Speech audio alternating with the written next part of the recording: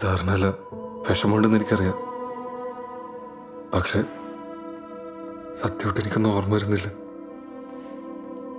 നമ്മൾ കസ്റ്റഡിയിലായ ദിവസങ്ങളിൽ എവിടെ കലഞ്ഞ് സാറിൻ്റെ ഭാര്യനെയും മകളെയും പൊക്കിയതിന് ശേഷം ഞാൻ മിനിമം ഒരു 10-15 നൈട്രസൻ അടിച്ചിട്ടുണ്ടാവും. എൻ്റെ തലച്ചോറൊക്കെ ഫ്രൈഡായിരുന്നു. എല്ലാം കഴിഞ്ഞ് പോലീസ് എന്നെ പിടിച്ച് എൻ്റെ കിക്കിറങ്ങിയപ്പോഴേക്കും എനിക്ക് പലതും ഓർമ്മയില്ലാണ്ടായി.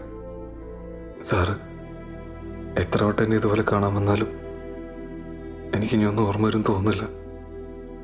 ക്രോണിക് ഡ്രഗ് യൂസിൻ്റെ പ്രശ്നം. സാറ് വാങ്ങി തന്ന ഈ ഫുഡ് കഴിക്കുമ്പോൾ എനിക്കല്ല വിഷമമുണ്ട്. പക്ഷെ സാറ് മാസം കൊണ്ടുവന്നി ഹോട്ടൽ